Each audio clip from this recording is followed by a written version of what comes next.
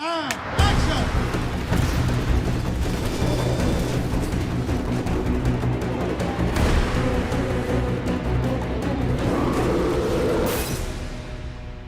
We are on the set of the Golden Gate Bridge. This is where the final battle sequence takes place. This is the largest mocap volume in the world and the first time it's been done outside. So Wyatt is basically changing all the rules with motion capture.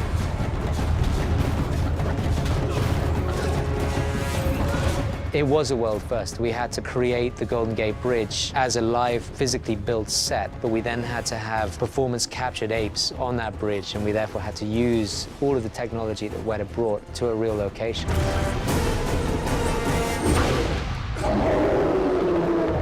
The timing for us is lucky. We came right at a time when Jim Cameron and Wyatt had done something that had never been done before. Joe Notary and his group down there had perfected this performance capture. You know, we were shooting exteriors and performance capture. No movie's ever done that. Action!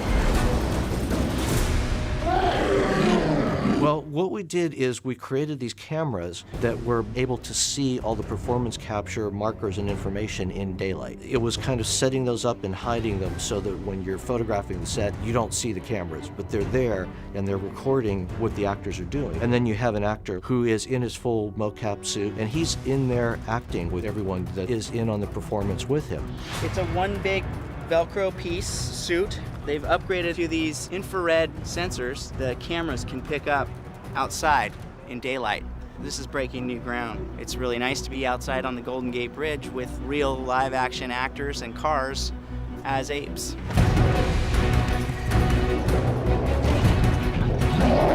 That was awesome. There were a whole lot of other things that we had to take into account, you know, the heat and the moisture, and so we built little closures over the motion capture cameras so they wouldn't get fried if it started to drizzle a little bit. Unfortunately, because we were doing motion capture in the photography that we were doing, you couldn't just put cameras wherever you wanted to. So we ended up having a fixed row of cameras along the green screen wall, but there were also cameras that were on movable towers that we could kind of position in and out.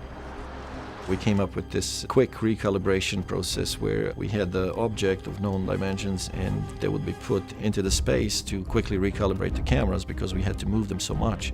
So I'm about to calibrate the motion capture system with this device here we call the wand. It's a known device. All the cameras are about to watch me wave it around. Looks a little silly, but let's just do what we do here.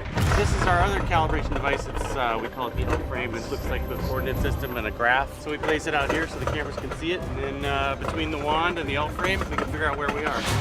Golden Gate Bridge set was huge. I mean, so it's 6 lanes of traffic with sidewalks on either side. And so the challenge of trying to actually see what was being recorded there was pretty extreme because we had to be high and far away in order to be able to mount the cameras to cover the whole set. But you got actors with little dots glued to their costumes that are far away, and each of these cameras has to be able to track all the dots that are going on amongst all the cars and the reflections and figure out what's going on to discern the movement of all these apes running around.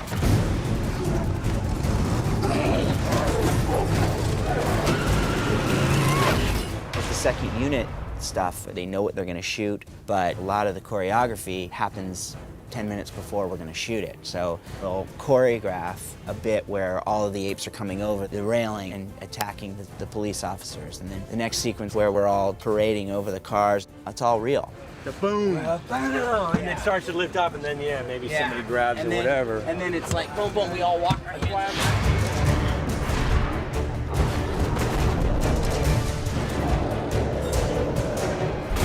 Teeth really help you get you in character. Just like pop them in, you're there.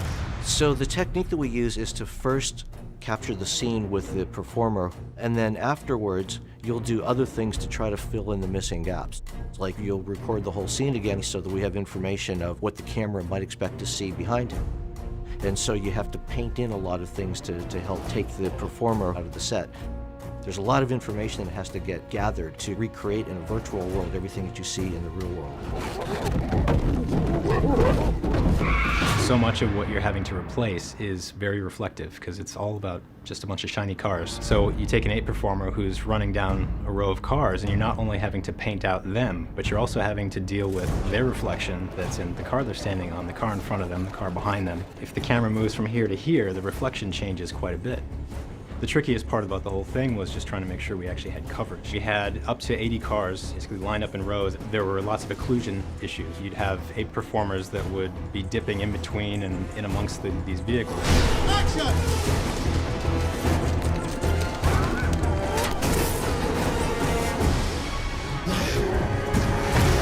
One of the biggest challenges from a practical point of view for an animator is the sheer number of apes that we have in some of these shots. When you're talking about apes within that particular sequence, you're having to shoot 6 or 7 performance capture artists because that's really the maximum that you can capture at any one time. And they have to represent 150 apes. You then have to block everything accordingly. You have to block all the extras in exactly the same way over and over again. Background action and action! When they shot it on the set, there was 3 or 4 actors that they had that they were actually motion capturing. So we had those guys to start with, but then we would have to go back to our motion capture library where we have all these random run cycles and jumps and climbing over cars and start adding all those in as well. So a shot that originally had 3 ape performers in it ends up having 150 apes in it.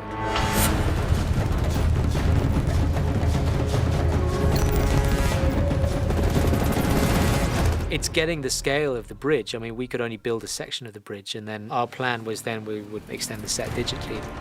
We actually created, a full digital set of the Golden Gate Bridge, and we created the surrounding hills and the ocean. It's quite a massive set that we actually ended up building.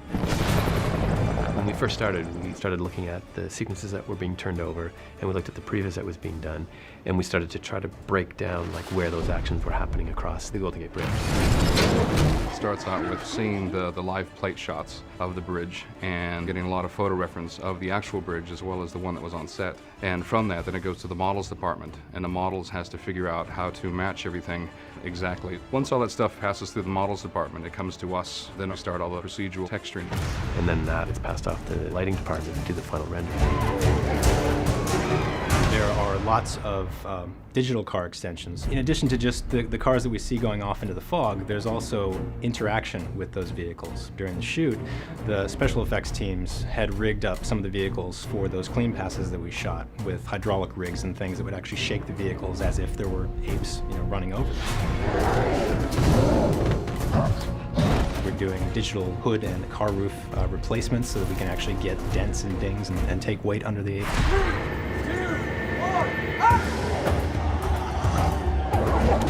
It was amazing. It was probably the hardest thing I've ever done in my life physically. The beautiful thing about it was that we got to use and interact with real props, and we were jumping over real cars, we were smashing real windows. It was something that you didn't have to pretend. We used our ape performance, we used real stunts, hundreds of cars, we used hundreds of extras, and there's an extraordinary atmosphere, but it uses every part of the bridge. It's quite an event.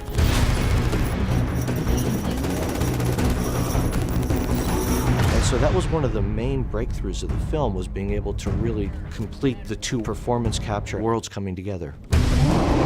What we're hoping that people take away from what Wyatt brought to the film is just believing what you see. We really just enjoy making films where you can sit there and look at it and say, wow, I didn't know this existed, but it must.